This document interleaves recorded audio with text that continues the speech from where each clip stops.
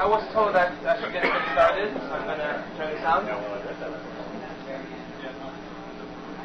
Good morning. It's very nice to be back in Redmond. I'm Kai-Fu Lee. I'm responsible for Microsoft Research China. I hope I still remember how to speak in English. So I'll do my best. So as you all know, Microsoft Research China was started in November. What I want to do today is to really talk more about the experience, what I've learned, as opposed to giving you a real research overview, because we haven't really started research per se.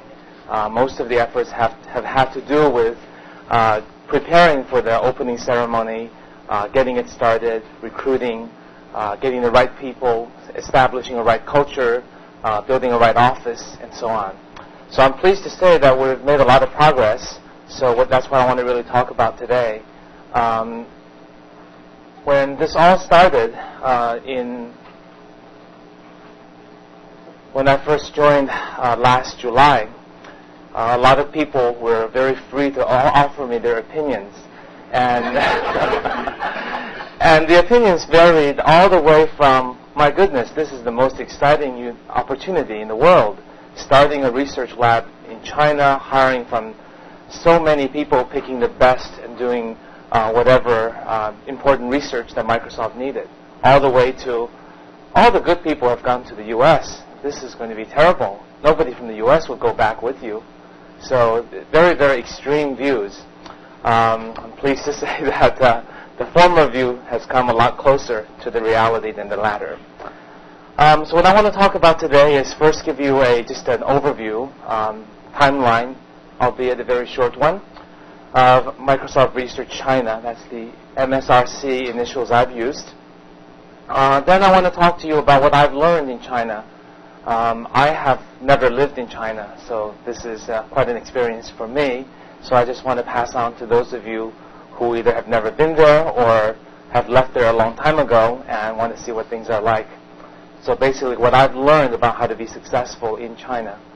And then lastly, just a lengthy progress report on the kinds of things we've done, from PR to government, university relations, what kind of facilities we have, what we've done in recruiting, what research areas we're beginning to work on, and what kind of culture I think that we have set up there. So I joined last July after a lot of planning from Dan and Rick and Nathan, with the decision I think made in late '97 that we were going to do the second international site in China. I joined in July. Took me about 2 months to get to meet a lot of you here and also to move my family. And I went to China in September. We selected Beijing as the place.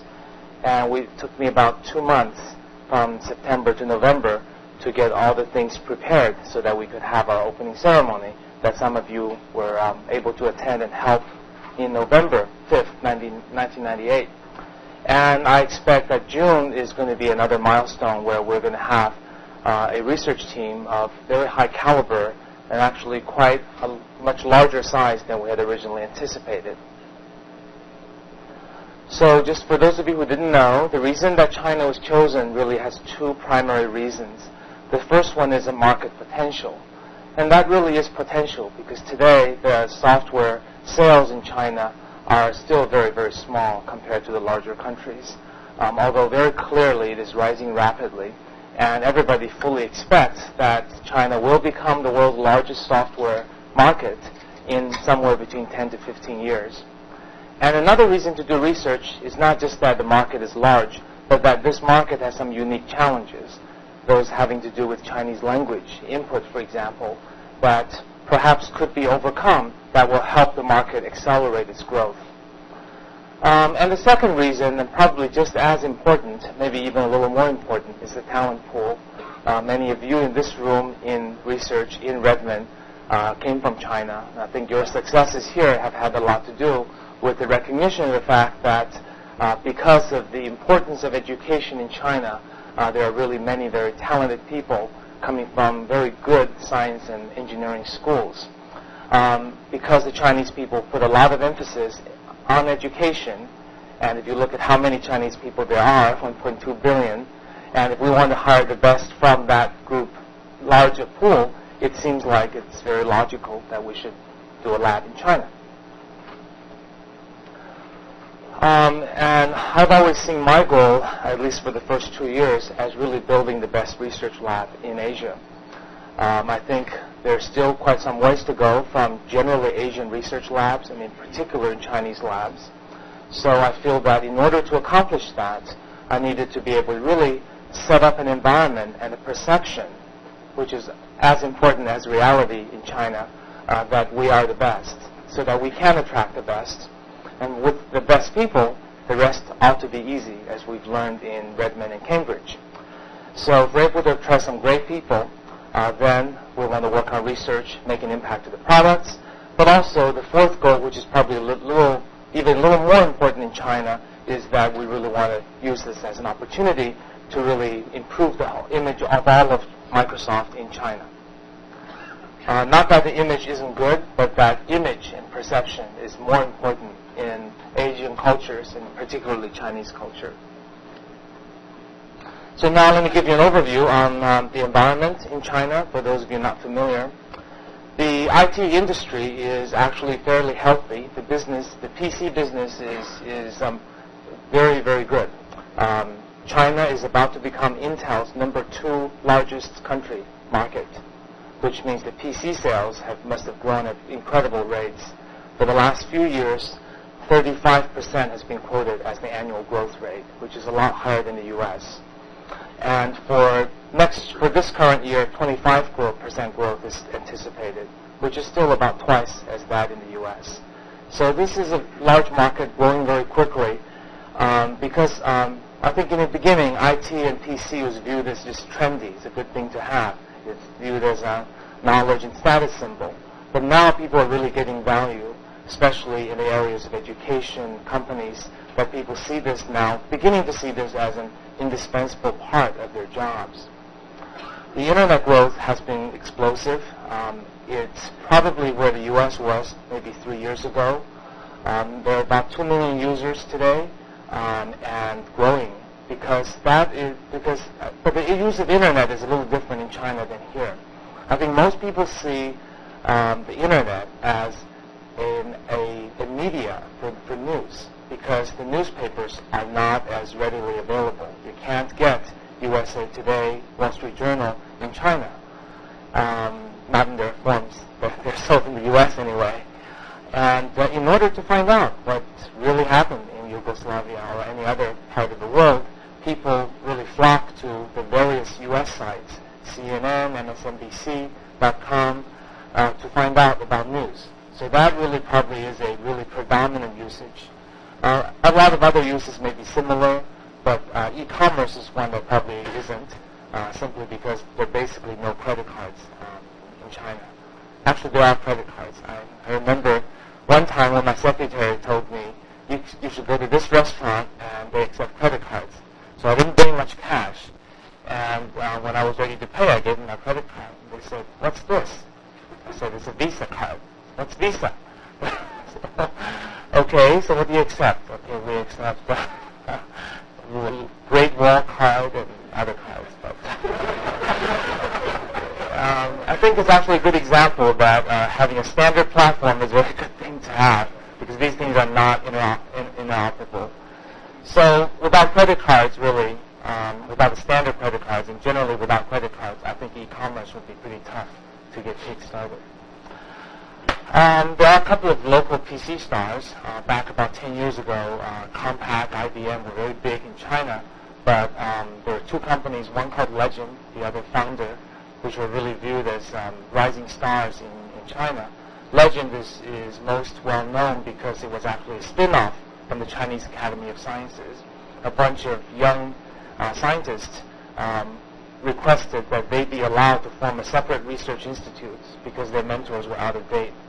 They were denied that request, but they were allowed to do a spin-off business, and that business now became a billion US dollar PC business, and they're the largest PC vendor in China today. Founder actually has more software roots. It's affiliated also with a university, Beijing University. Professor Wang Xuan is probably the most famous scholar in all of China. And he really started this idea about Chinese computing, helping Chinese fonts, how to display them, how to make them look good at all different sizes. And that led to a business that has gone from just a Chinese business. Now they've expanded to Taiwan. They're moving to Japan.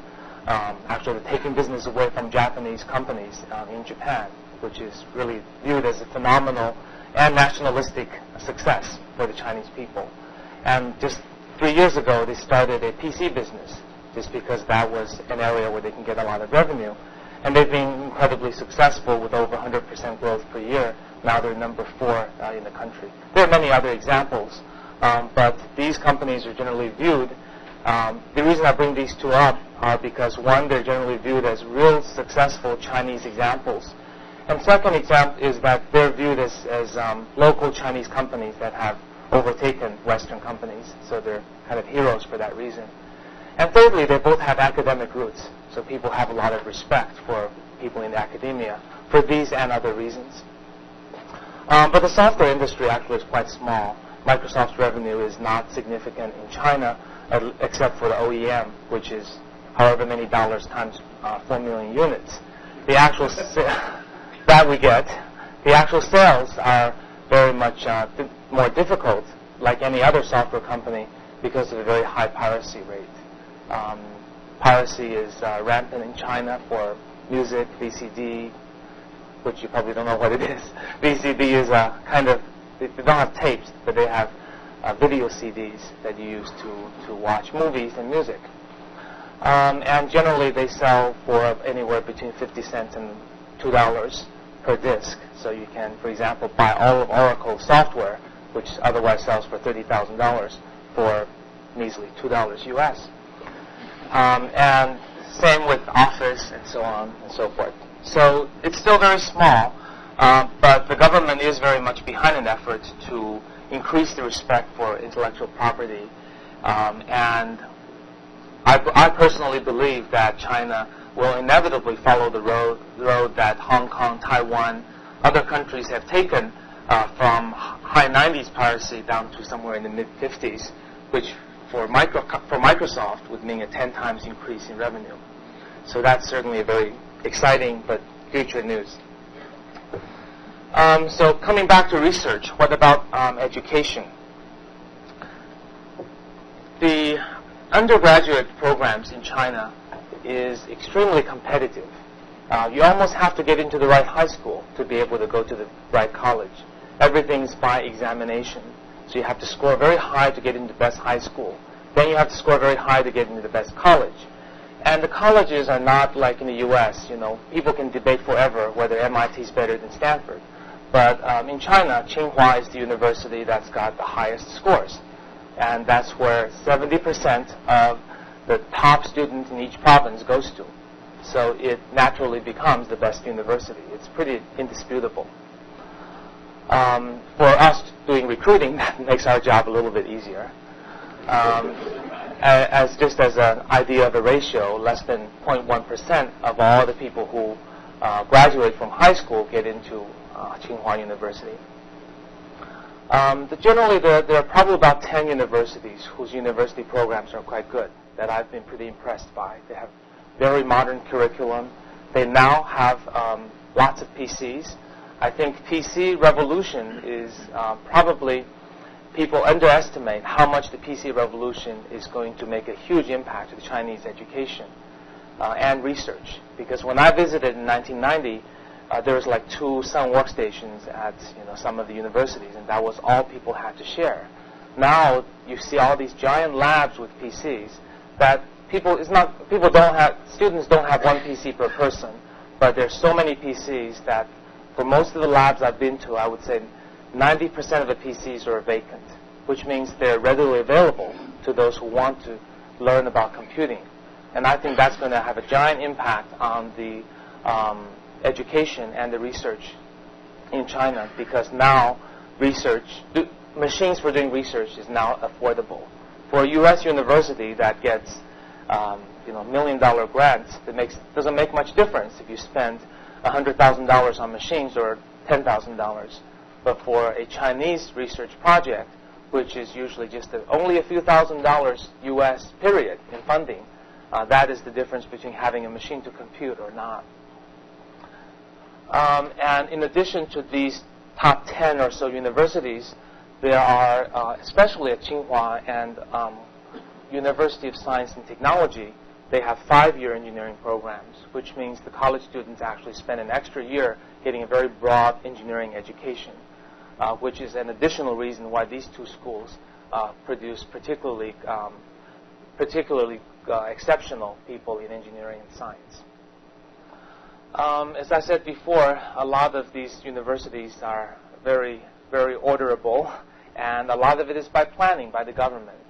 And the recent government initiative basically says, well, actually the original government initiative says, we're going to produce 100 world-class universities. Then I think they did the budget and realized how much that was going to cost. Then it became, let's do 10. And the last I've heard, they were going to do 2. But the good news is they'll be very successful, because that's an affordable thing to make Tsinghua University and Beijing University world-class. By world-class, it means not just more funding, more students, more teachers. It also means covering more disciplines.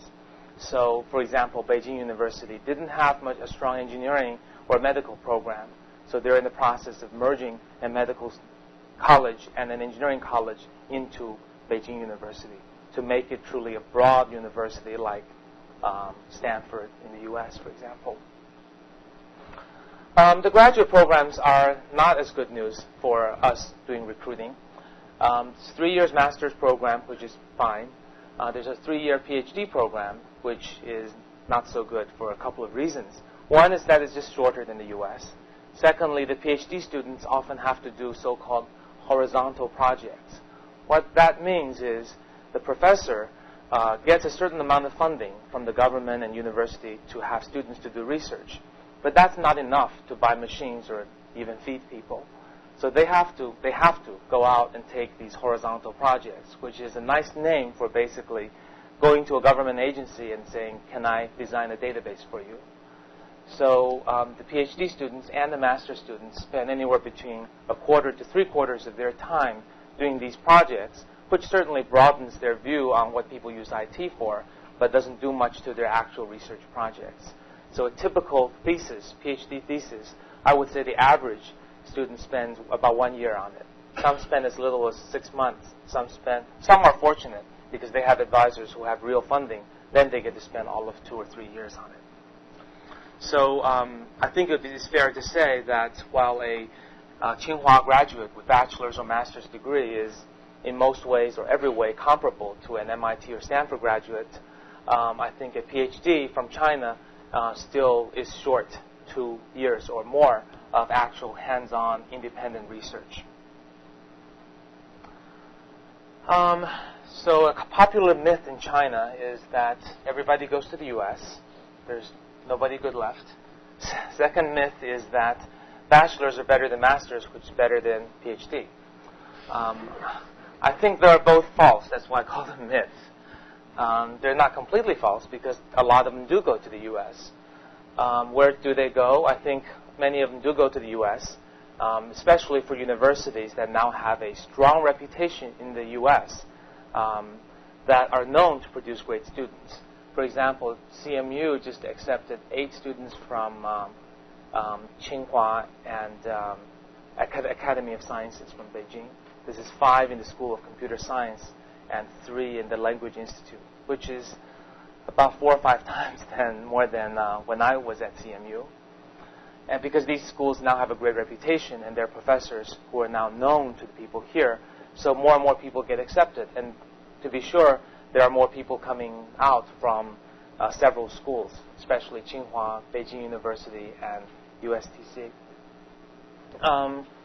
Other great students from other schools tend to want to go to Tsinghua because I think their feeling is, to do my PhD, if I can't get into a Stanford or a CMU, I might as well go to Tsinghua. Many of them do feel that way. So there are many still good ones in Tsinghua. Many of them go to Chinese Academy of Sciences, which is not just a research institute, but also has a graduate program, especially from University of Science and Technology, which reports into the Chinese Academy of Sciences.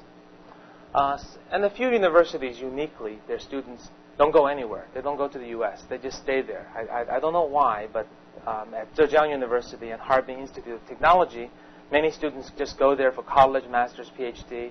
They're completely capable of getting into a top-rated U.S. school or Tsinghua, but they choose not to. And many of them choose to make money.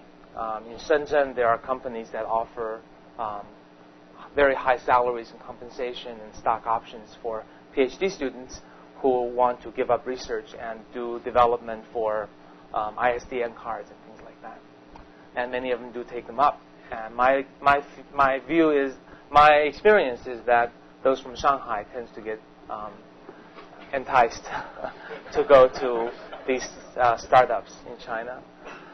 These are generalizations, just like the myths, so they're not 100% true, but these are just new things I've discovered. So given this, what that means for me is that recruiting should be focused on Tsinghua, Chinese Academy of Sciences, and Zhejiang Harbin schools where people tend to go elsewhere. So those are where we had the biggest success. And doesn't everybody go to the U.S.? I think a lot of them do. I think from a school like Tsinghua, probably 80% of the best students, not just all students, but the best students, if you take the best 20 students from their master's class, I would say 15 to 16 probably go to the U.S. That's a reality. But if you look at it another way, there's still 4 or 5 of the best. They're not the bottom 4 or 5 out of 20. They're just the 4 or 5 who have family reasons or personal reasons or nationalistic reasons or other reasons to stay back. And there are other schools that we can recruit from, and we have done so successfully. And also, between 89 and 93, because of the Tiananmen Square incident, very many fewer people have left.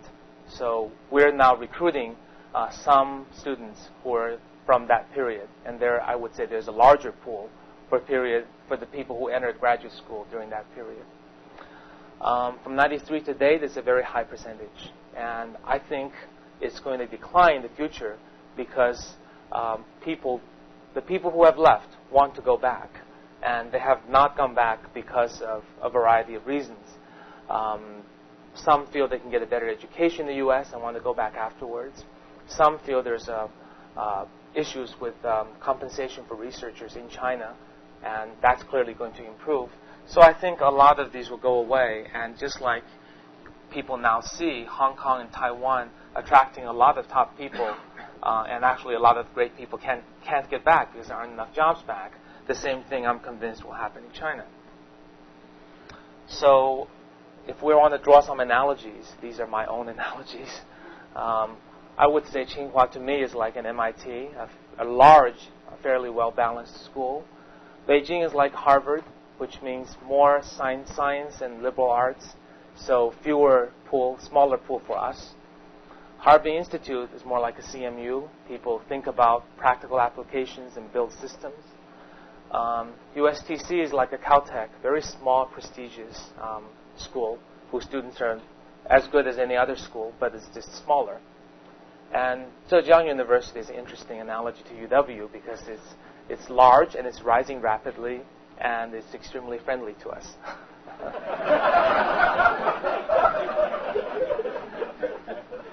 Zhejiang, I would say their ranking, their computer science has probably gone from number 15 to number 4 or 3 in China. Again, a good comparison with UW. Question? Where are these universities located? Tsinghua is in Beijing. Beijing University is in Beijing.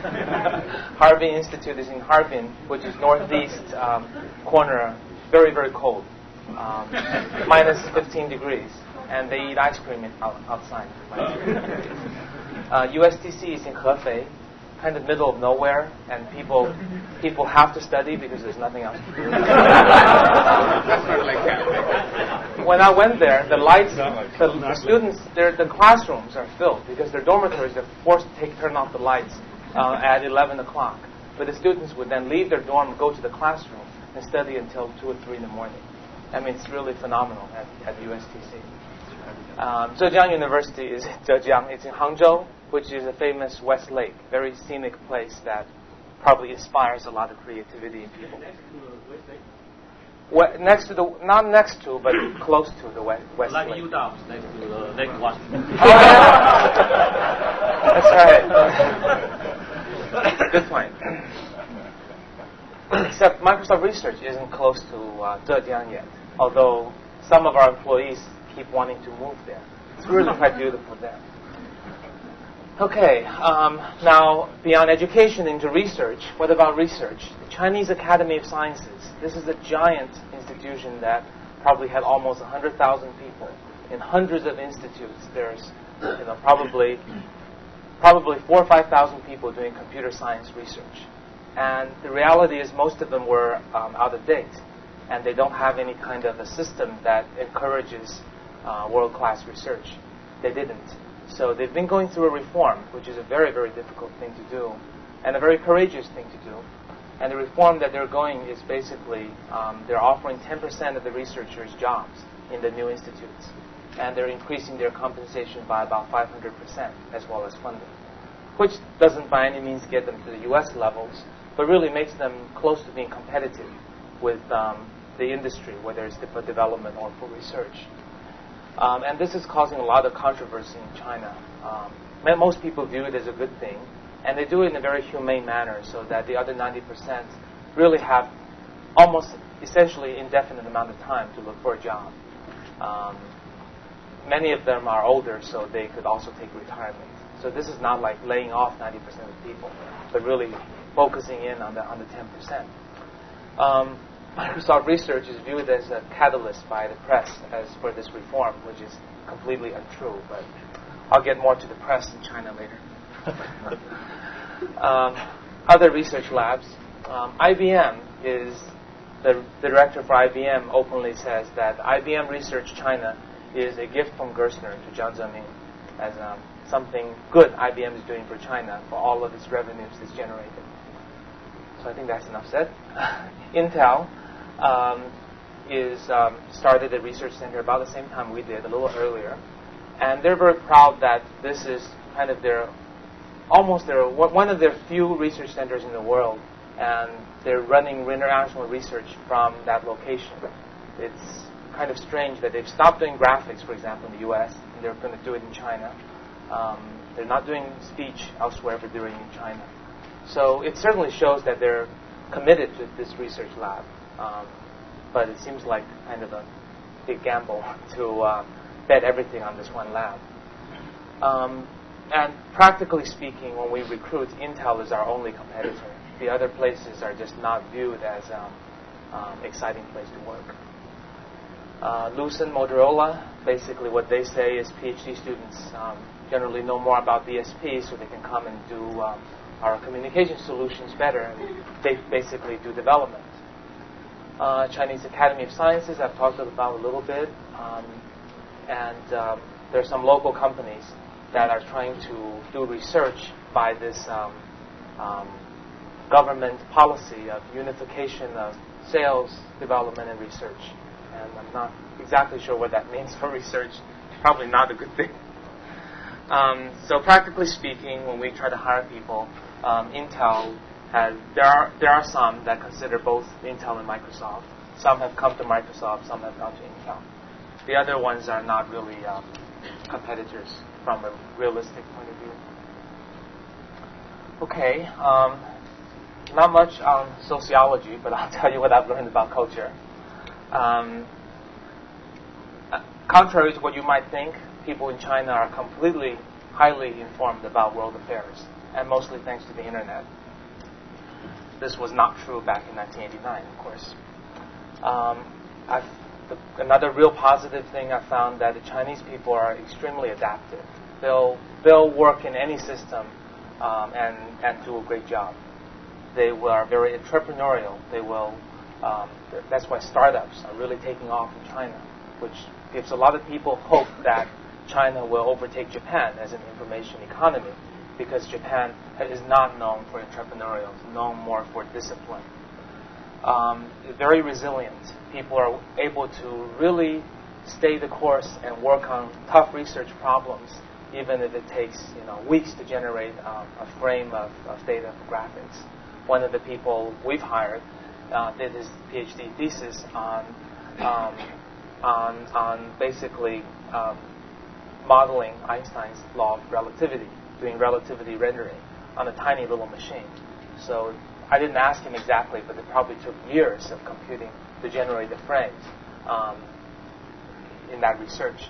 And there are many other places that have really learned to do good work in spite of very sparse resources, which is something that I have a lot of respect for.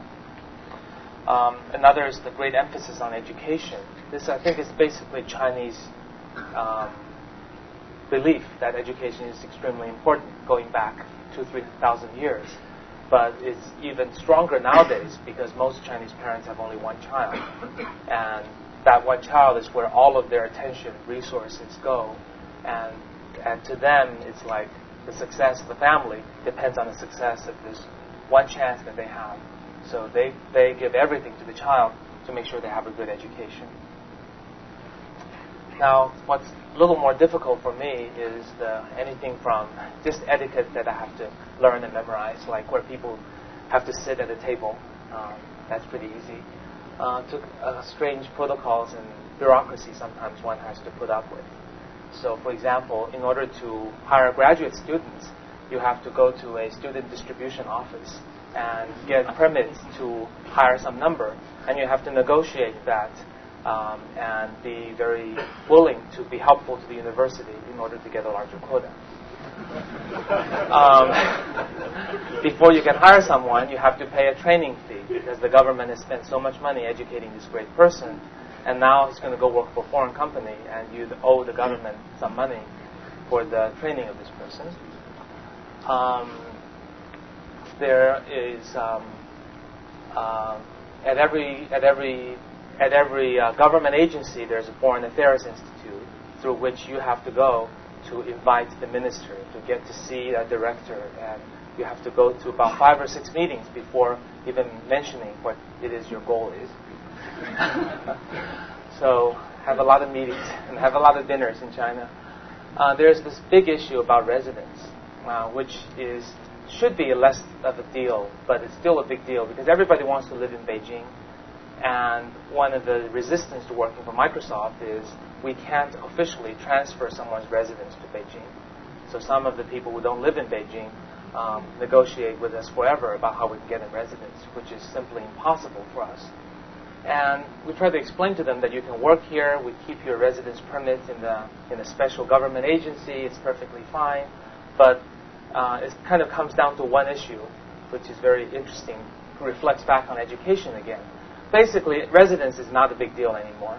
The only reason it is a big deal, I mean, it makes some difference in how much rent you have to pay, whether you can buy a house, things like that, relatively small matters.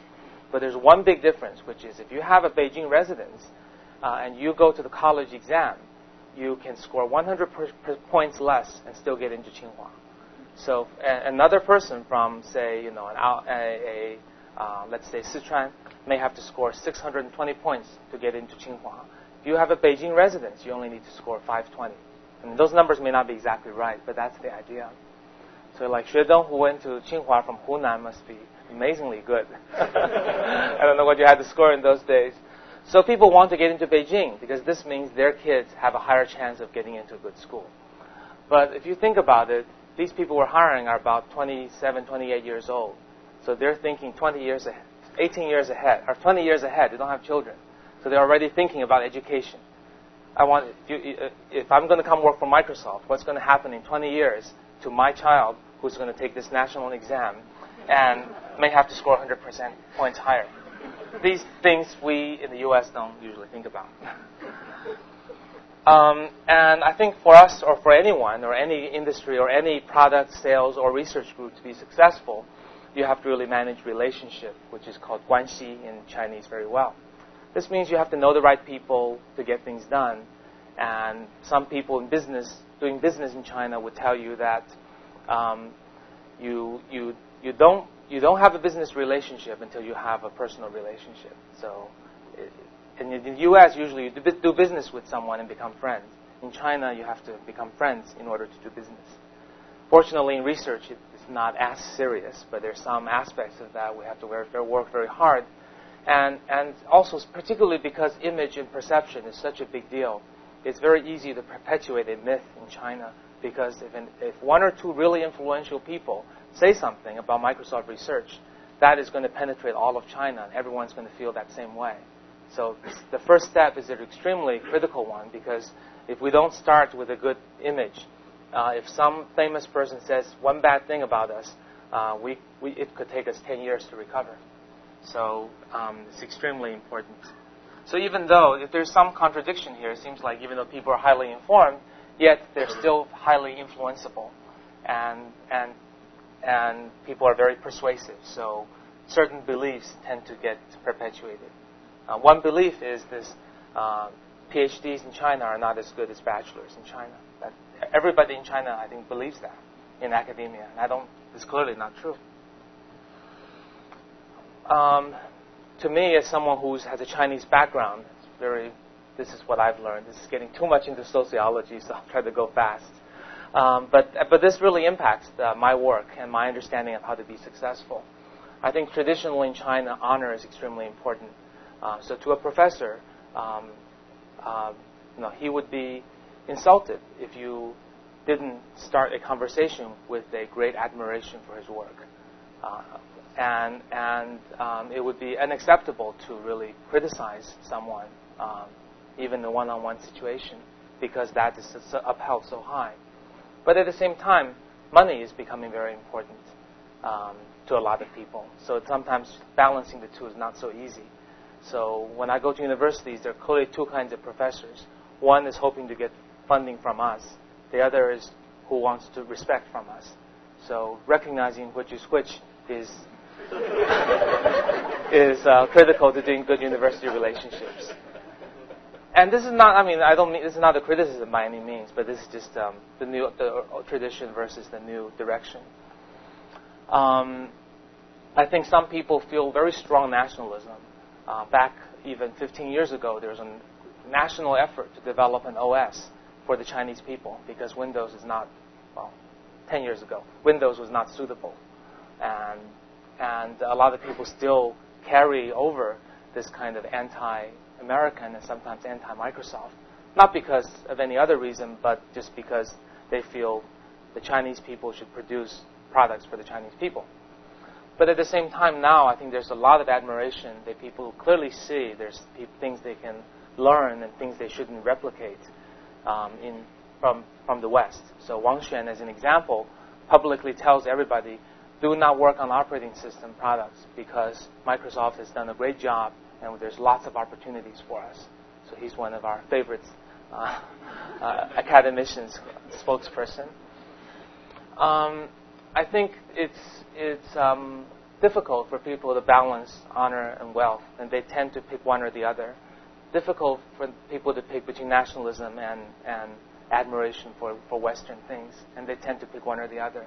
The next two are interesting things I've learned, that sometimes the paradox exists in even one person, which is in Chinese there's this thing called middle of the road, which means you don't want to be extreme on anything, and which means when you talk to people you want to be very balanced, you want to be very polite, you want to be very nice, and nothing's ever bad. So you wouldn't say your research is not good. You would say, well, there are many ways of doing research. Yours is one of them. Mine's another. And there's the direct way, which is, well, isn't there a better way to do this problem? And I think some people are really having difficulty or are trying to use both kinds of standards. And I'm still learning what's the right way to be successful in that aspect. My natural instinct is to be direct, which people tell me they appreciate. But when I ask people if they actually want me to be direct, they say, no, be nice. So I'm still learning that one. And the last one is another very confusing one, because the Chinese tradition says you have to respect old people, and they're wise, and they've all this experience. Yet there's this popular myth that old people can't do research, which of course is completely false. So people in their own mind at one time feels like, oh, such and such is a famous academician, but of course he can't do research because he's too old. So that's something we have to learn to live with, because that is the perception of the people there, and I think that's certainly not true. So these are just some of the interesting dilemmas I have. Any of you coming to visit us, we can talk more about this, about how to deal with people and how to be viewed as successfully dealing with people. Okay, so progress report on what we've done. Very strange to see PR in the beginning of a research lab progress report, but I can't overemphasize how important that is, because PR actually means image building and respect building, and until you have that, you have nothing. So we've done a lot. We've done a lot of things. We've picked a very good PR agency, actually, thanks to Eva recommendation, and they did a phenomenal job for us. We had a very successful opening ceremony. This is what an opening ceremony looks like with ribbon cutting. If you want to actually experience it, come to our website and you can watch a video. It's very formal, but a lot of the actual work is really in pre-PR. So this is just a random example my secretary sent me. But these kinds of things that really tries to make someone, in this case myself, a respectable person is extremely important. Hopefully there's some substance in this, but but in any case, these are the kinds of quotes they said. Nothing surprising. A little bit, basically trying to push Microsoft as the best research place to do research, and push myself as someone who's very credible in doing research. So there are lots of articles like that. This is actually from Hong Kong, but this is for the intellectuals in China. This is probably the most respected English magazine. It has a limited circulation in China because it's very free in the way they express things. And we were in a cover article recently. Here's another article that's a little less positive, but it's at least reasonably balanced. So at one time they said, well, Ministry of Technology praises Microsoft, but then at the very next paragraph they said, well, this is a very worrisome future for our nationalistic software industry because Microsoft's coming in to hire all the good people.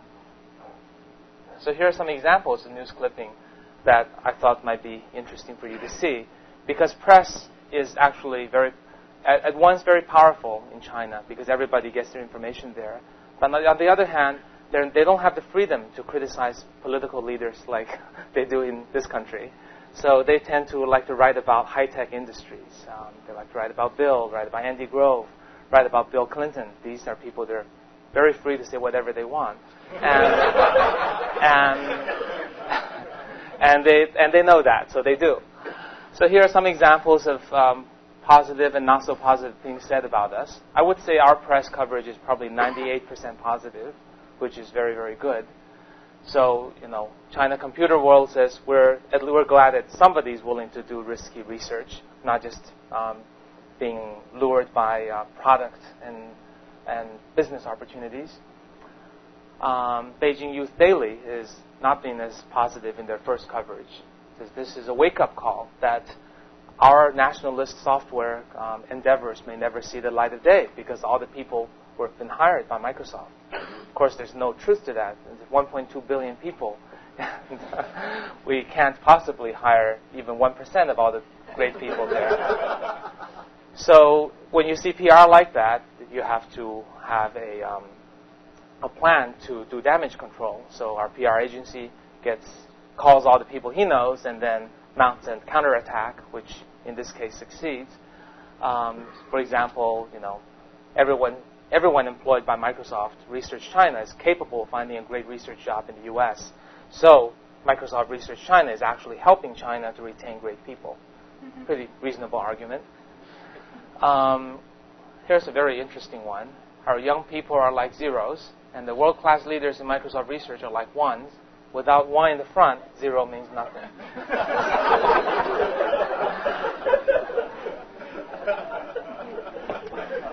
Chinese people are very, very good with interesting analogies. So basically, all the things we've done, including all the newspaper interviews, we actually had a national TV 30-minute show devoted to Microsoft research. I couldn't believe it when they wanted to do a 30-minute national show seen by hundreds of millions of people just on Microsoft Research China. But they did, and it was a fairly positive one. They of course, show a balanced view, but it is pretty positive. I'm writing a monthly column in the China Computer World, which will give us some more credibility and visibility. And we have a newsletter, which I brought copies of in front. It is in Chinese, so those of you who can read it, feel free to take a copy. All of the material will always be on our website also. And our Chinese website, by the way, is microsoft.com/China/research. And the English website is under research.microsoft.com. And we don't usually put a lot of stuff in our English website, so I apologize if you don't read Chinese. We got a lot of awareness, and I would say that if our goal was to become the most desirable lab to work in Asia, we've already done that in China. It turns out that the image building has been extremely important. And really, why do we bother with this? It's really for recruiting. People have to view us as a great company to work for. For example, one of the people we attracted back from the U.S. Said his parents were adamantly against him returning to China because you've finally gone to the U.S. It's such a great thing for our family. Why would you come back to China? And he says, well, I'm working for Microsoft Research. He said, oh, well, that one's okay. So, Chinese people listen to their parents a lot, so this is a good thing that we have this positive image. We actually have got about 1,000 phone inquiries, which is not so good. These range all the way from, I've saved up a few $1,000s. I'd like to redecorate my house. Can I get some hints from Bill Gates? Because he built such a large house. And someone claiming to be, someone who said, I heard you've got a lot of smart people, and I'm wondering if you can help me with my test tube baby. So a lot of kind of unusual requests, which we don't honor. But we are very polite in answering all of them, responding to all of them. Okay, so relationships are very important, and there are a couple of ministries that are very important to have a good relationship with. These are three of the ministries. One basically is the combination. The first one is a combination of NSF, DARPA, plus chief scientific advisor to the president, all rolled into one. The second one is more like FCC kind of place, managing all the information, communication, computer industries. The third one, of course, is responsible for all the schools. We need to, for research, these people are very, very, very important to us because all the professors are influenced by them, and they influence, in turn, the president of the country. They're important to Microsoft because they basically set policies for our sales and marketing and product groups. They're important because they can help us with recruiting matters. Actually, I'm here in Redmond because I accompanied this lady, the Minister of Science and Technology, to a visit to our executive briefing center hosted by Dan Ling and Bob Muglia yesterday, which is another part of working in China, is that when a senior official comes, the appropriate Microsoft person needs to come with them. Here's another example of a government relationship. This is probably the most respected academician in all of China. If Wang Xuan is the most famous computer scientist, Zhou Guangzhao would be the most famous researcher, period. He's a famous physicist. He's not that famous. All right. So he's been very, very helpful to us as well. So government, we spend a fair amount of time, but not too much. Now it's slowed down a lot because we've got their support and we don't actually deal with them directly. So more of our time is with universities. So here are some of the programs we've started. I'll try to quickly explain each one, and I've got some pictures. We have a fellowship program modeled after the Microsoft Fellow in Redmond. One of the unique things we put in is an international trip, which is basically unheard of for graduate students in China to go to an international conference. So if you ever get an application from a PhD in China, and you're wondering why they don't have an international conference publication, that's because they don't have the money to travel internationally, not because they can't get a paper accepted. So we provide that. Software donation. and we donated a lot of software. Actually, we claim to be worth 1.5 million US dollars to the top 10 universities, all of their computer science departments, Visual Studio, and other software, which is certainly very viewed as a very positive gesture, which is really all this is. But one of the professors called me aside and said, next time you donate software, can you please give me something I can't pirate? So the education process continues for intellectual property. Internship and Visiting Scholar is a program we've started. I don't have a complete list, but actually we have probably about 7 or 8 U.S. Chinese people with Chinese origin living in the U.S. going back to be our visiting scientists from Princeton, CMU, Stony Brook, and UC Santa Barbara and other schools, and also from locally. And another way for us to have a more direct contact with the students is for us to become visiting professors at various universities. So at least 3 or 4 of us will become visiting professors at 3 or 4 universities there. We also host a lot of events, again, for goodwill. We give a lot of talks there. We've probably given about 25 talks by now. We also have our guests talk there. One of the people I know is the VP of Research at AT&T. He came to see us, so I brought him to visit Tsinghua, which is highly appreciated by Tsinghua. We visit their labs, they show us their work, and we have various kinds of open house and dinner events. Because most of the schools are in Beijing, those are actually possible. So here are some examples of software donation. This is one of the talks I gave. Again, I think you really have to appreciate what difficult and situation people doing research are in China. I think you can see by the kind of equipment that we're using. Really, this is very admirable that people are able to still do very good research when they really don't have the funding to do so. Rick? When you give a talk with graduate students in the audience, do they ask questions or are they very polite? They ask lots of questions.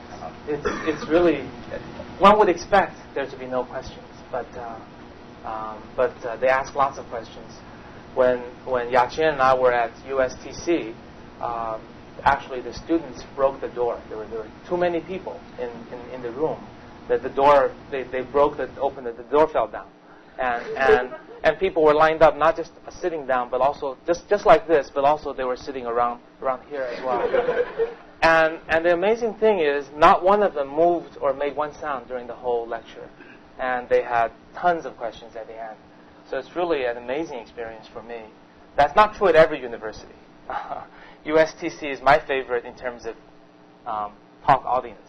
They have such respect for the speaker, and they're so open with their question, yet so constructive. You know, they would ask a tough question, but they would ask it constructively rather than negatively. So again, not every university, but certainly at Tsinghua, Beijing, USTC, there's great respect and a lot of active participation. There's another myth that Bill gave a talk at Tsinghua, and because of that talk, he chose to set up research in China.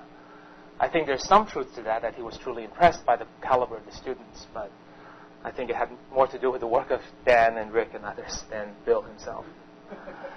Okay, lab visit. This is an example of a student showing us some of their work, in this case on computer vision.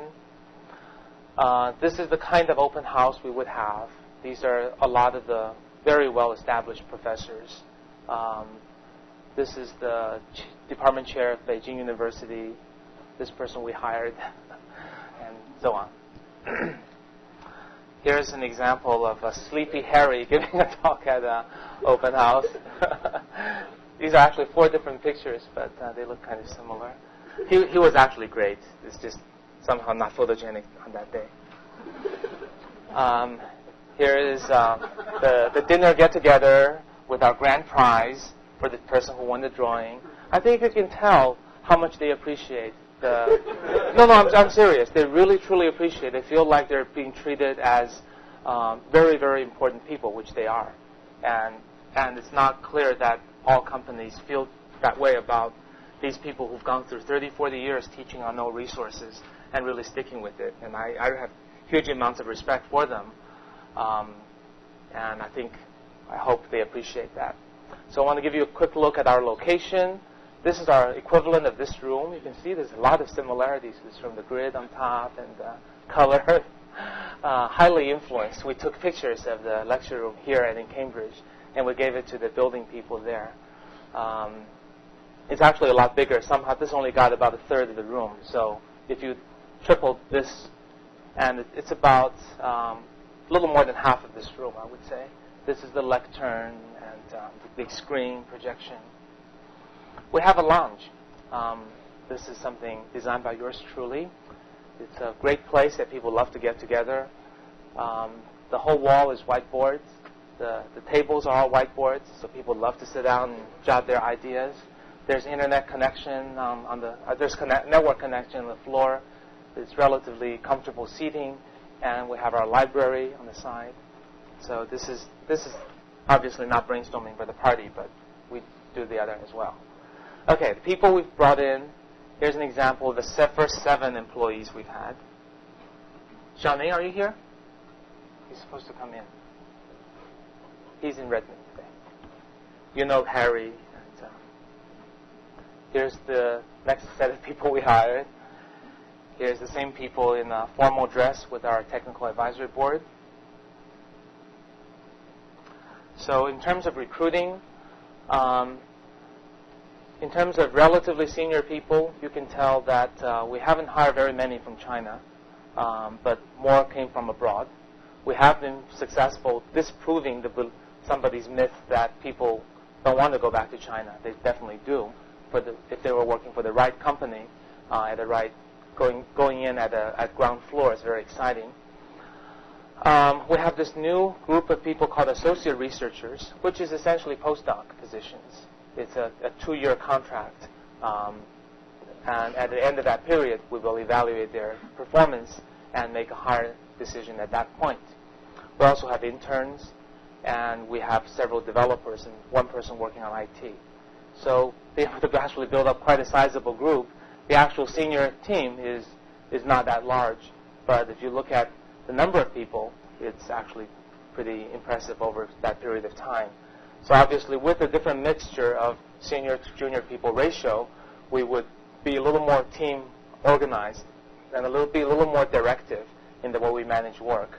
And hopefully, after 1 or 2 years, more and more of these people will be able to rise to the occasion and do independent research.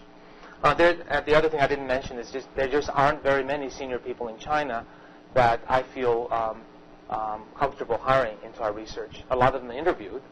There are lots of applications. But I wanted to make sure we maintain the same caliber and threshold of hiring that we have here in Redmond and in Cambridge. So the ratio of hiring is actually fairly small compared to the number of applicants. So, okay, so a little more on the first few senior people. Yaqing Zhang, many of you met when he interviewed here. He is well known in China as the youngest IEEE fellow ever. He's at USTC, where he graduated. He's definitely viewed as one of their most famous graduates ever. And when I first visited USTC, I said, well, do you know Yaqing? He says, no, he couldn't possibly be coming back. And I said, no, I didn't know, because he was still interviewing at the time. But they definitely hold him in the highest respect. He was one of the prodigy class at a very early age. There are these famous prodigy classes where you enter at the age of 12 and get your bachelor's at, in this case, 17, because it's a 5-year class. He came from Sarnoff, director of multimedia. I know many of you here were his colleagues or employees at Sarnoff. Huang Chanling Huang, is probably the most famous researcher in Chinese NLP in China. He was invited to give a talk at Koling last year, which is actually very rare I think the first time a Chinese person from China has ever been invited there. He's viewed by every person doing natural language as the father of natural language. He kind of started the whole field. So it's a great honor that he's joined our group. Harry, you know him. You probably didn't know he was in the prodigy class also at another university. Hongjiang Zhang, some of you met him. He interviewed way back, and it took us a while to persuade him to come. Actually, Yaqin joining was a big positive thing for him. He managed the video technology at HP Labs, and he's a real pioneer, one of the first people, perhaps the first person, to start video segmentation, browsing, and retrieval. Jim Lee is a researcher, came from Sharp, but he's probably the most well-known person in this entire group in China, because he was once given the opportunity to be received by Deng Xiaoping as an exemplary. For those of you from China, Deng Xiaoping said, 科技要从娃娃抓. So to do high tech, you got to start from the kids. So this was an example with Deng putting his head over Li Jun's head. And so his nickname is Deng touched my head. and everybody in China knows this. Just everyone I've met knows this. Which is another sign that image is very important. Some people regard him as the best student ever to graduate from Tsinghua EE, which is probably an exaggeration. I don't know. Maybe he is. But another example of how image builds on itself and perpetuates itself. Shipeng Li used to work for Yaqin. He works actively on MPEG 4, came from Sarnoff. He is the only recipient from the USTC to receive the Guomo Award twice, which is basically the #1 graduate. And he was a #1 graduate twice, one for undergraduate, one for master's class. The only one ever, so he's pretty well known there as well. A couple of other hires. This one, actually, I should have withheld his name because he hasn't resigned yet, so pretend you didn't see it. He comes from UK. This is a local Chinese hire from China. He won every Best Paper Award at the graphics conference there. He's the one who did the relativity rendering. Wenying Liu, PhD from Israel, from Technion. Before his PhD, he already has 3 PAMI papers accepted, which is definitely unheard of in China. Well, he wasn't in China, though. He also won the Best System Award for graphics recognition for CAD drawings. Both of them are working with Harry now. And the last one, I can't tell you his name, but he is the best Asian handwriting recognition person today. So coming back to associate researcher, all of those people were researchers and senior researchers. Why did we do this associate researcher? I think I kind of alluded to the reason already. Basically because the PhD is short. They haven't had a chance to do the independent research. So we have to interview these people not on how good their thesis is. If we did that, we'd only hire probably 2 of the 27, because their theses are generally very shallow. They're not bad, they're just shallow, short.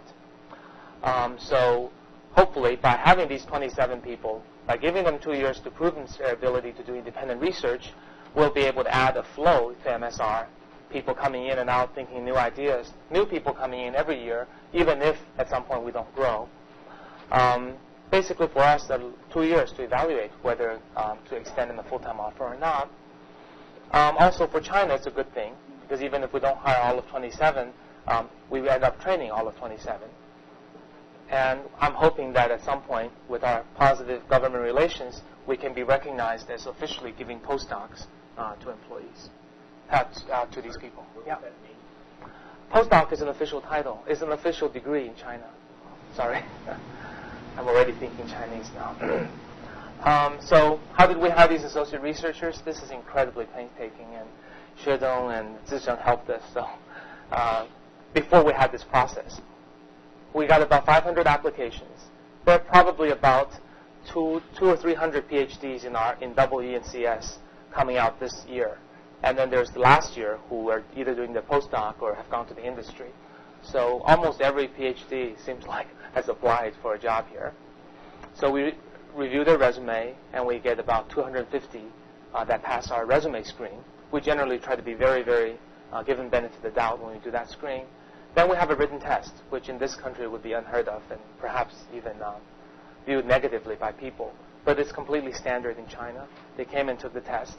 We don't view this test as we hired the #1 person, only as a test that says, if there's 100 points, if you score 90 or 60, it doesn't matter. It's the same thing. If you score 20, then we don't interview you. That's all it is. And we basically have computer science questions, a couple of logic questions, and a couple of basic engineering questions, like and probability math questions on it. Then we do a phone screen, and then we interview all 125 people. We've come up with a system where we can actually interview as many as 12 people in one day. And we just work real hard and hire the best 27. Well, actually, we didn't have a particular number we were shooting for. We would hire as many as we thought had the potential. And in our interview, we generally test them very, very deeply on programming, mathematics, their ability to think creatively. And we would drill down on their thesis, even if we didn't think it was very deep, just to understand if they have thought about the right problems, how they would extend it, whether they know who's doing what in that field. So it's actually a very rigid interview, even though these are for postdoc positions. So amazingly, by June, this will be our org chart. This is not our size today. 2/3 of the people are still finishing their theses right now. They all seem to finish at around the same time. The ones in white are either interns postdocs or contract employees. These are some of the areas we're working on. Yaqin is helping me a lot with them, both the setting the vision and directions, and also managing of the groups.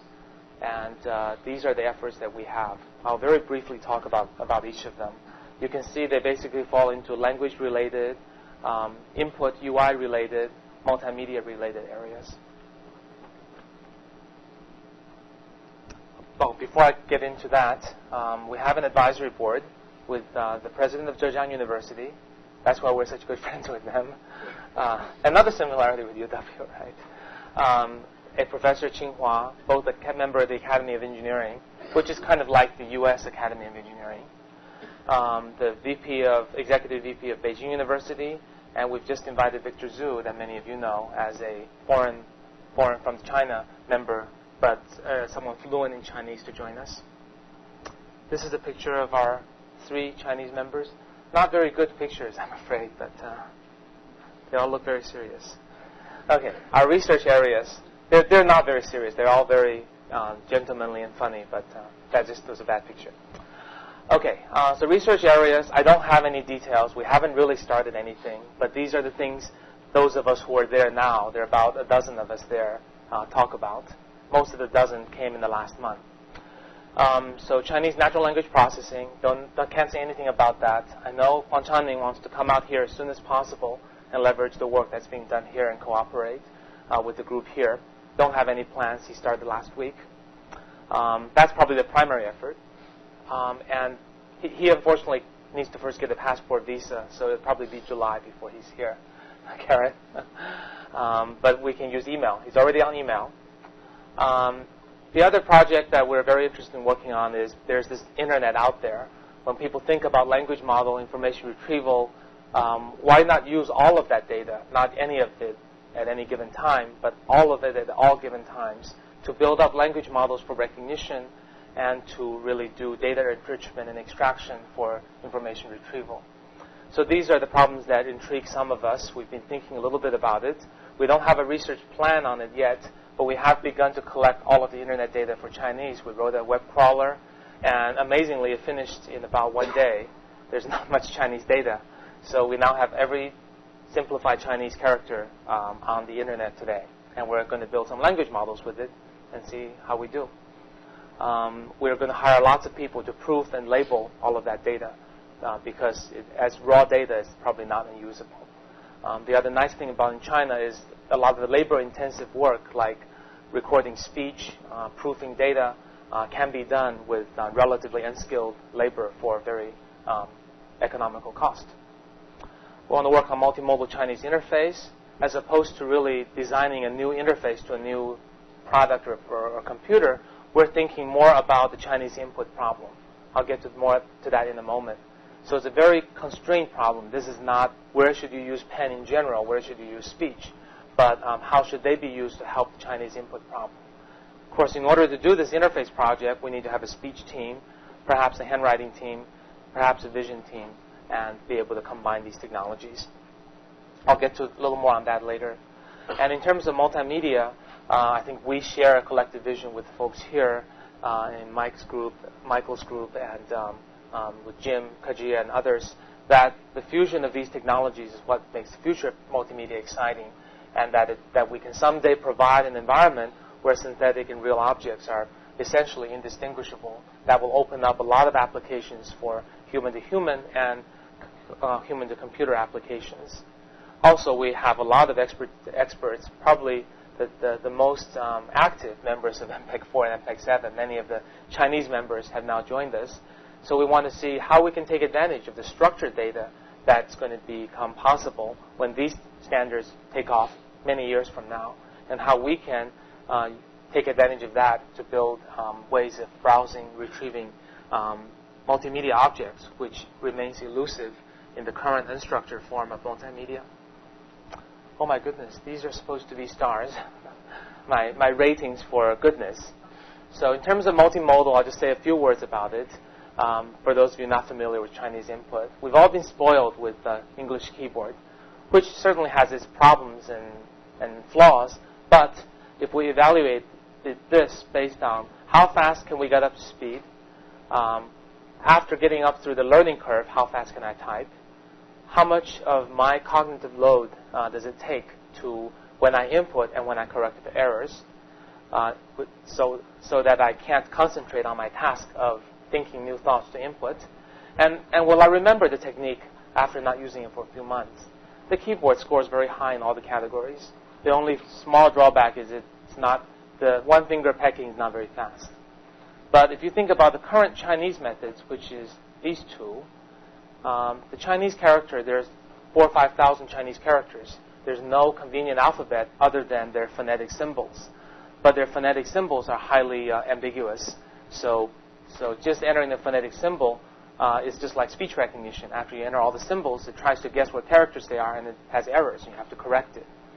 So most people today use pinyin, which is typing phonetically and sentence by sentence correct errors. There's probably, at least for me, when I type typical things, 10% errors. So it's relatively fast typing. It's immediately usable. Most people know it. It's not too slow, but actually it's not. It's not too slow until you have to fix errors. Then it's very slow. So I can input probably 30 characters in a minute easily, maybe more, but the 3 or 4 errors it makes might take me another minute to correct. So that really dramatically slows down the throughput. So sorry, this is meant to be very one star, not many. So it's slow, and correcting errors is just a pain for people. But it's not hard to remember. So we think that speech and handwriting have some interesting properties that may be complementary. Obviously, you can speak very fast but write very slowly. But in certain situations, it's not possible to speak. So can one come up with a combined multimodal way of input that may be speech plus keyboard or speech plus handwriting and really speed up the process? We will, of course, also look at each individual mode to see what we can do. We have a professor of psychology from Zhejiang University as a visiting researcher with us, and he's going to start a usability study on this subject. So we're going to take a two-prong approach. On the one hand, work on speech and statistical language models to do a dictation built on whispered architecture, but for Chinese. But at the same time, going top-down to see what users actually want, how they feel about the different modalities, and how they feel about existing systems, and how they can be combined for the best results. So finally, you might be wondering, so with all this strange and interesting and new stuff, what kind of a culture do we end up? So I don't have any conclusions, but my goal is to have a interesting, fun, creative, energetic environment, but maintain all of the things about the Chinese culture, because it is something that we have to try to take advantage of as opposed to change. So, you'll see very unusual things like Chinese calligraphy in our labs. Not with Coke, with ink. We have an interesting Chinese New Year party. So it's a celebration of a Chinese event, but the dress is a little unusual. And it's really a fun place to be. People have a lot of fun. We have some token non-Chinese people as well. You see how much fun Harry's having there? We celebrate April Fools, as I've learned. People put a price tag on people. Not terribly funny, but that's how they did. When I went into my office, there's a big sign that says, from security, that says, please don't touch anything and leave your fingerprint. So people were trying to have fun. This is my first birthday in China. Someone else having a birthday. And if we ever run out of whiteboard space, see, it is possible to find new space to write on. So I think that's the end of my talk. Are there any questions? Yes? Yeah, this is about the current Chinese computers in general. The PCs that are in production, are they running Chinese Windows? And are there many Chinese applications, or which applications are more than the Chinese version? Everybody uses Windows in Office, which, well, not everybody. Everybody uses Windows. Almost everybody uses Office. And that's really a result of piracy because we don't encrypt our software, so it's very easy to copy. Even though we sell it for a high price, it can be copied easily. So it seems to have become standards. I guess we've accomplished the winning part of the equation, but we haven't got to the revenue part yet. And as far as applications, it is very hard to make money. If I were to start a software business in China, I wouldn't do it. If I were to do it, like some people do, they would focus on things like financial database, human resource management, things that you would feel, at least the customer feels like you got to buy a real version to get support, or to combine it with system integration. So there are software companies that do that. But as far as doing a pure software play, it's very hard.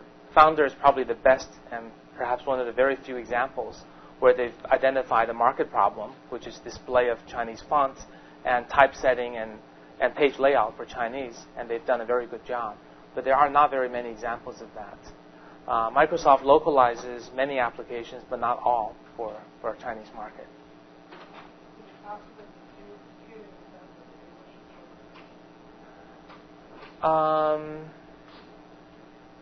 I guess. I think people generally know, people who would use a computer know enough English that if they had to, remember certain things to type to the DOS prompt, which is not in Chinese, they can do that. But menu items, dialog boxes, manuals, those are all localized to Chinese. Yeah. How much you about China applies to India as well? And I was wondering if you have any plans to do things across Asia, leverage stuff that's done in other countries, also benefit I think our view, my answer is probably same as Rick's when asked about other countries when he started here, which is I think the first job is to do a good job in China. And then I think I'm completely open to doing other things. I think it's probably unrealistic to think we can attract the best Indian or Japanese researchers to our lab. However, in terms of conferences, evangelism, university programs, I don't see why not. But I'm very interested in that.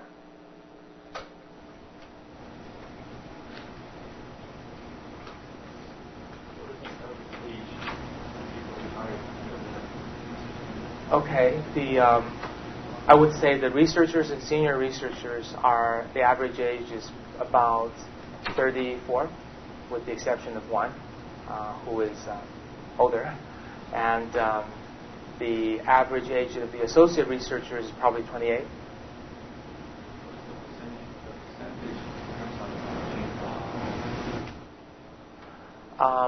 About 1/3 of the people we hired came from Tsinghua. About maybe 1/4 came from the Chinese Academy of Sciences, from any one of the many institutes. And then we have quite a few from Harbin Institute of Technology, 4. And all the other ones are 1 here, 2 there.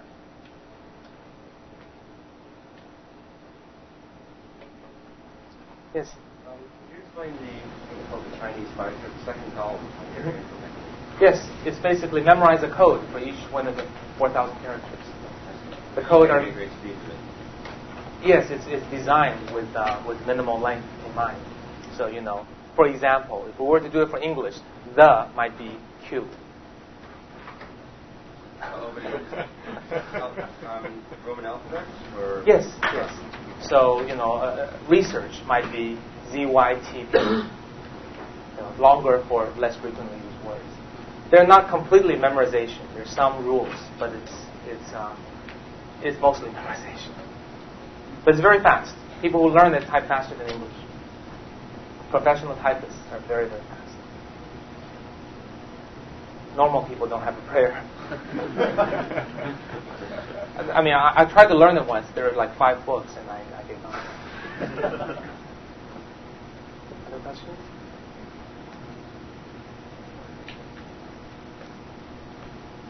Okay, well, thank you very much. Anyone who would like a newsletter, please come up.